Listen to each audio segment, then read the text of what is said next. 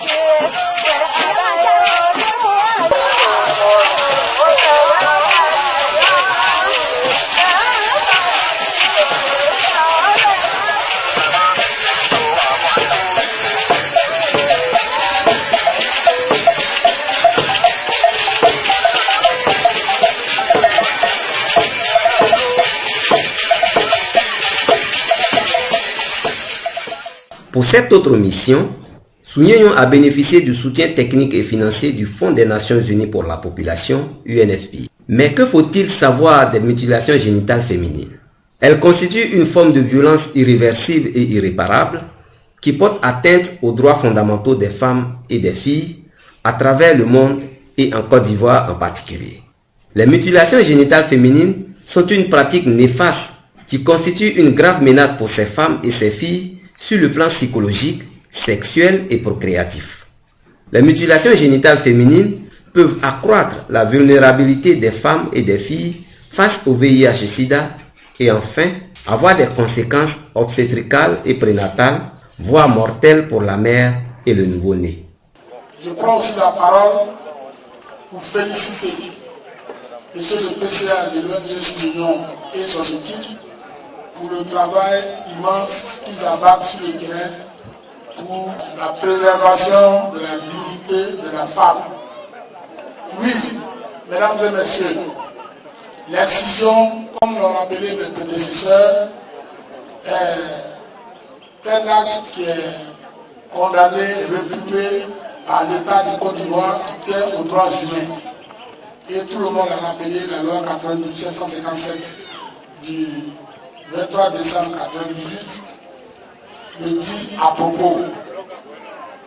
L'UNFPA, qui est le Fonds des Nations Unies pour la population, dont le mandat est la préservation de la population, la lutte contre les violences basées sur le genre, dont les mutilations génitales constituent un pan essentiel, la santé sexuelle et reproductive, avec en corollaire la lutte contre la mortalité maternelle, la santé néonatale, avec la réduction de l'objectif 4 millénaire pour le développement, la réduction de la mortalité infantile, comme je le disais, l'expression des jeunes avec l'expression de leur potentialité, ils ne pourront pas être en retrait de la sollicitation de l'ONG Sunyenyo.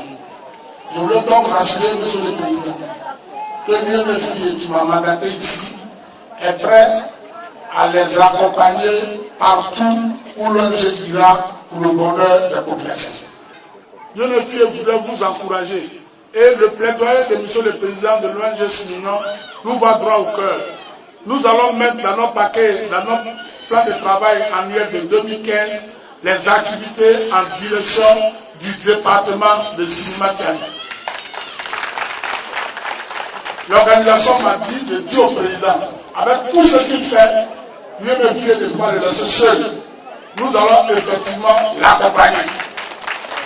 Ça c'est clair.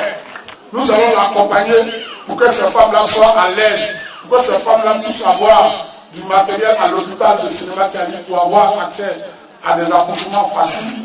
Nous allons l'accompagner pour qu'on puisse mettre en place des mécanismes pour permettre aux femmes d'avoir accès aux soins. Président, nous voudrions vous rassurer que nous sommes avec vous, vous n'êtes pas seuls, et que les femmes le comprennent. Les parents, ne donnez pas vos enfants aux exciseuses. Une exciseuse ne rentre pas dans la cour de quelqu'un pour prendre un enfant pour partir.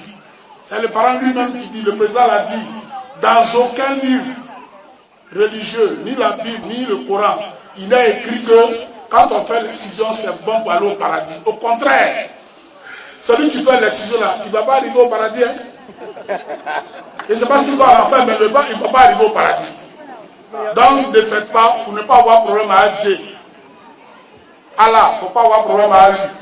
Nous allons rendre compte et à notre bureau dire que les ex-exciseurs de Sinimatiali ont pris l'engagement qu'on ne parlera plus d'excision à Sinimatiali. Je vous remercie. Ainsi, faisant sienne cette loi ivoirienne qui interdit et sanctionne cette pratique honteuse d'un autre âge, Soulignon et son partenaire UNFPA se sont engagés à faire sa promotion dans le département de Sinimatiali, miné malheureusement par ce fléau. Objectif de cette appropriation, sensibiliser, recenser un maximum d'exciseuses et les persuader à abandonner cette pratique désormais interdite et sanctionnée.